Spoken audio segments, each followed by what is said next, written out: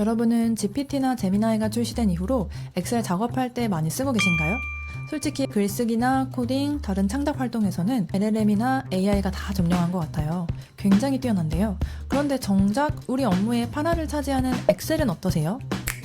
작년 10월 조용히 출시되었지만 굉장히 파워풀한 괴물 같은 툴이 하나 나왔습니다. 바로 클로드인 엑셀인데요. 왜 난 몰랐지? 하실 수도 있어요. 엔터프라이즈용으로만 나왔기 때문에 일반인들은 접근이 어려웠거든요. 하지만 이제 상황이 달라졌어요. 지난주부터는 클로드 프로에서도 쓸 수가 있게 되었습니다. 그럼 이렇게 질문하실 수도 있을 것 같아요. 엑셀에는 코파일럿도 있고 구글 시트에는 제미나이도 있는데 클로드인 엑셀은 어떤 게 특별한 건가요? 그럼 클로드인 엑셀의 가장 파워풀한 5가지 장점을 빠르게 훑고 지나가 볼게요. 우선 가장 좋은 점은 오류를 빠르고 정확하게 디버깅 해준다는 거예요. 함수 오류의 원인을 찾느라 제미나이랑 핑퐁하면서 질문하느라 애쓰지 않아도 됩니다. 또 코파일럿이나 제미나이에서는 불가능했던 다중 시트 작업도 한 번에 가능해요. 그리고 또 차트와 같은 시각화 작업도 쉽게 가능해지고요. 그리고 데이터 분석해줘, 매출 감소 원인 분석해줘 이런 한마디면 굉장히 퀄리티 높은 인사이트를 도출해주고 심지어 리뷰 분류 같은 자연어 처리까지 가능하다는 점입니다. 클로드를 만난 엑셀은 여러분의 업무 시간을 굉장히 혁신적으로 줄여줄 것 같아요. 오늘 딱 10분만 투자해서 엑셀이 단순한 계산기에서 분석가로 진화하는 순간을 직접 한번 보여드릴게요. 그럼 바로 엑셀로 한번 넘어가 볼까요? 우선 엑셀에서 클로드를 애드인하는 방법을 간단히 설명드릴 건데요. 메뉴에서 추가 기능으로 들어와서 검색창에 클로드라고 검색을 하신 다음에 바로 추가하실 수가 있습니다. 저는 이미 추가한 상태라서 생략을 해보고요. 이렇게 클로드 대화창이 오른쪽에 패널이 열리게 되는데요. 사용하는 모델은 오퍼스와 소넷 두 가지가 있는데 오퍼스는 심층 추론에 강하고 소넷은 빠른 연산에 강합니다. 우리는 인사이트 도출하는 작업까지 해볼 거라서 오퍼스 모델로 한번 진행해 볼게요.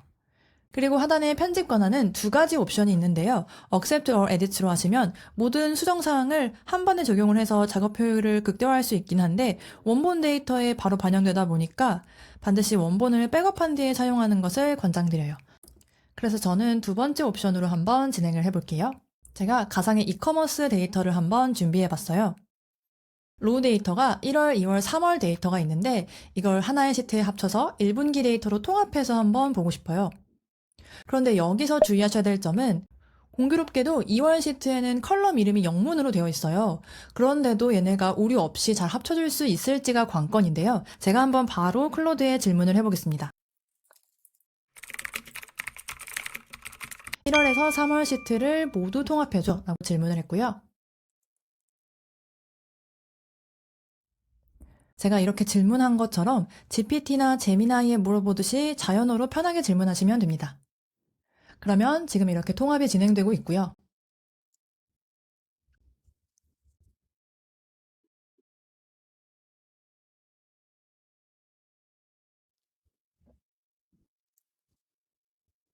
통합이 완료되었다고 뜨는데요. 저희가 시트로 한번 바로 가볼까요?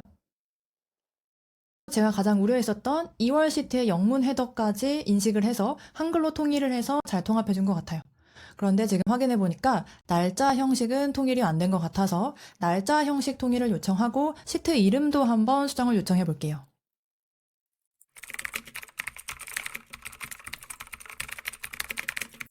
날짜 형식은 YYY-MM-DD 형식으로 바꿔주고 시트 이름은 1분기로 바꿔줘 라고 요청을 해봤습니다.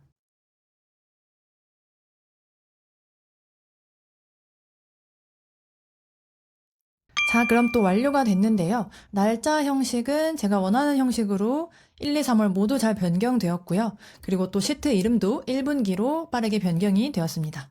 이렇게 여러 개의 시트를 통합하려면 저희가 원래 파워컬이나 VBA를 써서 복잡하게 통합을 했었어야 하는데요. 이렇게 여러 개의 시트를 한 번에 쉽게 통합할 수 있다는 게 굉장히 큰 장점인 것 같아요. 이번엔 함수를 한번 이용해 볼게요. 마스터 시트에는 상품 정보가 있는데요. 마스터 시트에 있는 제품명과 1분기 시트에 있는 제품명을 매칭을 해서 마스터 시트에 있는 원가 정보를 끌고 온 다음에 순위까지 한번 구해보려고 합니다. 그럼 우리가 이렇게 한번 질문을 해볼게요.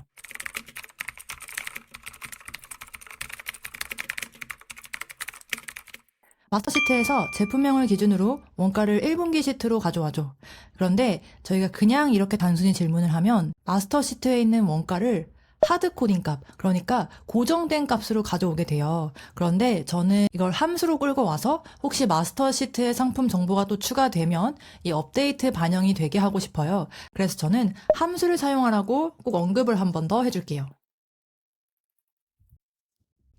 그럼 지금 처리 과정을 보니까 VLOOKUP 함수를 써서 원가를 땡겨와 준 것 같아요. 이렇게 결과가 나왔죠? 그럼 우리가 결과를 한번 확인해 볼까요? 이렇게 원가가 잘 땡겨와진 것 같은데 보니까 중간중간 오류가 하나씩 보이는 것 같아요. 그래서 오류를 디버깅 해달라고 한번 해볼게요.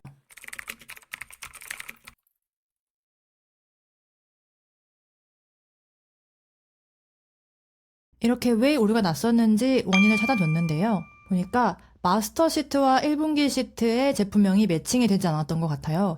1분기 시트에 오타가 있었다고 알려주는데요. 오타를 수정할지 물어보는 거니까 제가 수정을 하겠다고 응답을 해줄게요.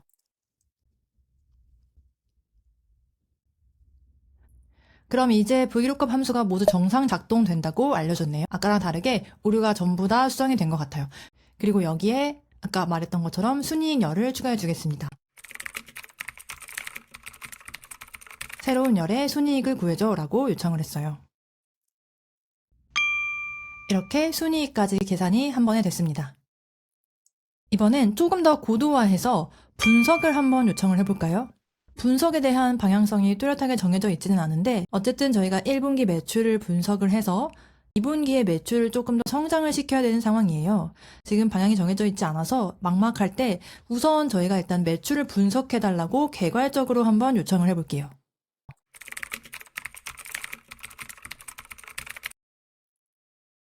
새로운 시트에다가 1분기 매출을 분석하고 인사이트를 뽑아줘.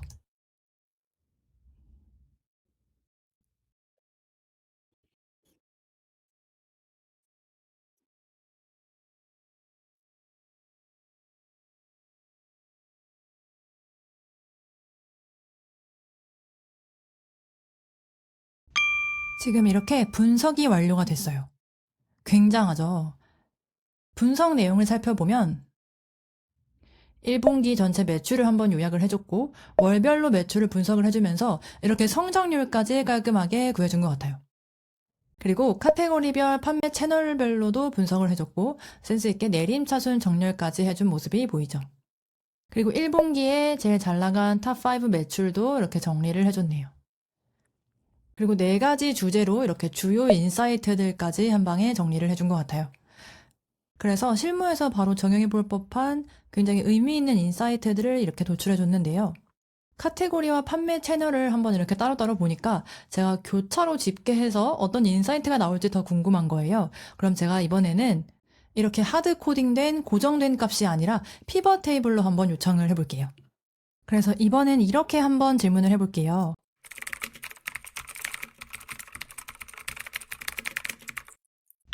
새로운 시트에 피벗 테이블로 판매 채널과 카테고리를 교차로 매출액을 집계해줘. 피벗 테이블로 만들어달라고 요청하지 않으면 함수나 절대값으로 새로운 시트에 삽입해주기 때문에 꼭 피벗 테이블로 만들어달라고 한 번 더 언급을 해주셔야 돼요. 그러면 저희가 원했던 대로 상품 카테고리별로 판매 채널별로 교차로 해서 매출액을 집계해 준 것 같아요. 피벗 테이블은 써보신 분들은 아시겠지만 수정의 자유도가 높다 보니까 카테고리와 판매 채널을 교차로 해서 분석을 해보고 싶은데 이 행렬의 위치를 좀 자유롭게 배치를 해보고 싶으시면 피벗 테이블로 결과를 얻어서 다양한 배치 혹은 다양한 분석을 해보시면 좋을 것 같아요.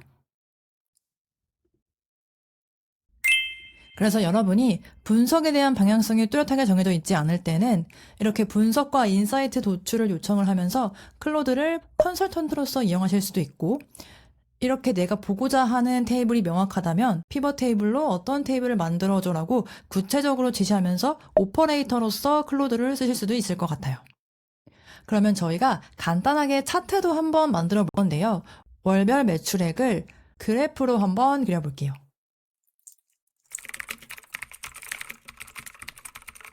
월별 매출액을 그래프로 그려줘 라고 한번 물어봤습니다.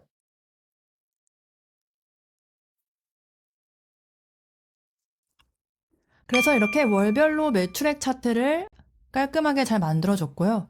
이번에는 카테고리별로 매출액의 비중을 한번 차트로 그려보고 싶은데요.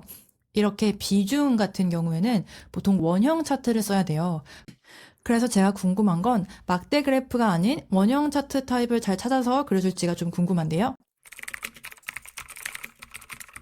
카테고리별 매출액 비중을 차트로 그려줘 라고 요청을 해볼게요. 그래서 제가 원했던 대로 원형 차트가 잘 그려졌어요. 제가 이걸 도넛 차트로 한번 변경해 보고 싶은데 차트 유형 변경이 가능한지도 한번 질문해 볼게요. 바로 이렇게 차트 유형이 잘 변경된 걸 확인할 수 있네요. 그래서 코파일럿에서는 불가능했던 차트 시각화도 쉽게 가능하다는 게 정말 큰 장점인 것 같아요. 저희가 여기까지 간단하게 매출 분석을 해봤고 이제 한번 더 디버깅을 하러 가볼까요? 마케팅 시트로 오시면 마케팅 퍼포먼스에 대한 지표가 있어요.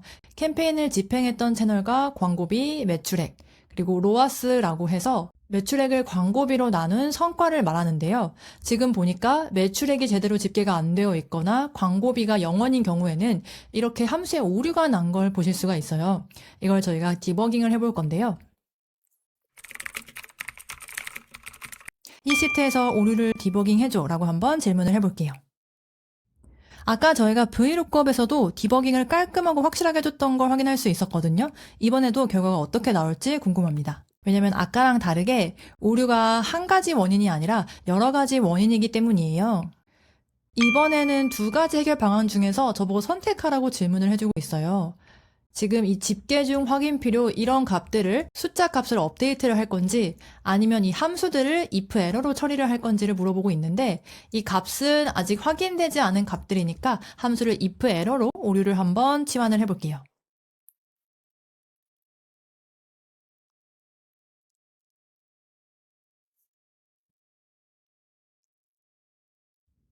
이렇게 결과를 보니까 오류가 잘 해결이 된 것 같은데요.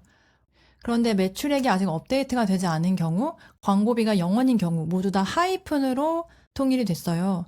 그런데 매출액이 아직 업데이트가 되지 않은 경우에는 하이픈으로 두고 싶지만 광고비가 0원인 경우에는 제가 다르게 분기 처리를 하고 싶어요. 그러니까 예를 들어 광고비가 0원인 경우에는 광고비 없이 고객들이 모객이 된 거니까 자연유입이라고 따로 분기 처리를 해보고 싶은 거죠. 그러면 저희가 한 번 더 요청을 세밀하게 들어가 볼게요.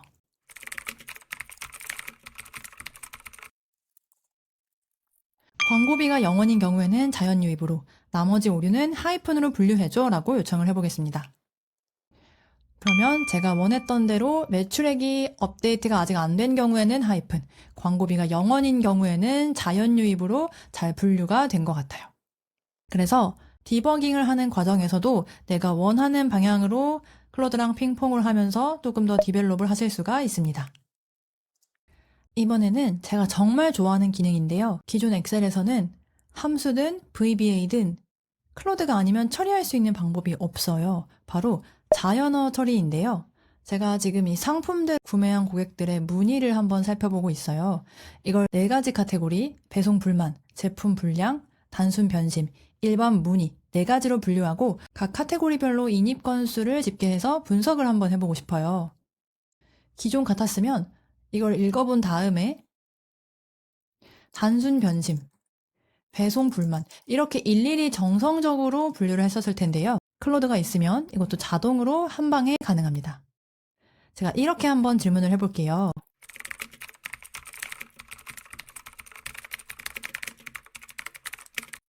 고객 문의를 배송 불만, 제품 불량, 단순 변심, 일반 문의로 분류하고 각 카테고리별로 인입 건수를 집계해줘 라고 질문했어요. 분류가 잘 될지 저도 기대가 되는데요. 2열에 보니까 이렇게 분류가 잘 됐고 이 카테고리별로 건수도 집계가 잘 완성이 된 것 같아요. 분류가 잘 됐는지 몇 가지만 테스트로 한번 확인해 볼까요? 쓸 일이 없어져서 환불 부탁드려요. 단순 변심 맞고요. 물건 던져두고 가서 박스가 찌그러졌어요. 배송 불만 맞고요. AS 기간이 어떻게 되나요? 일반 문의까지 분류가 제대로 되고 있는 것 같아요. 그래서 저는 전반적으로 봤을 때는 분류가 올바르게 들어간 것 같아서 따로 고도화하지는 않을 건데요. 사실 자연어 처리는 정성적인 판단이 들어가는 부분이다 보니까 분류가 내가 원하는 대로 완벽하게 되지 않을 수도 있어요. 그래서 여러분이 이 분류를 살펴보면서 조금 더 고도화가 필요하다면 채팅창에 이런 키워드가 들어가면 이렇게 분류해줘 라고 조금 더 세밀하게 조정을 하면서 디벨롭을 해나가실 수가 있을 것 같아요. 그래서 오늘은 이렇게 클로드로 오류 디버깅, 함수, 분석, 시각화, 자연어 처리까지 다양하게 다뤄봤는데요. 사실 어떤 AI는 제가 학습을 하면서도 이게 과연 실무에서 적용이 가능할 건가 하고 의문스러울 때가 있어요. 근데 클로드인 엑셀은 확실히 당장 내일 실무에서 써보실 수가 있을 것 같아요. 그럼 오늘도 도움되셨다면 구독 부탁드릴게요. 감사합니다.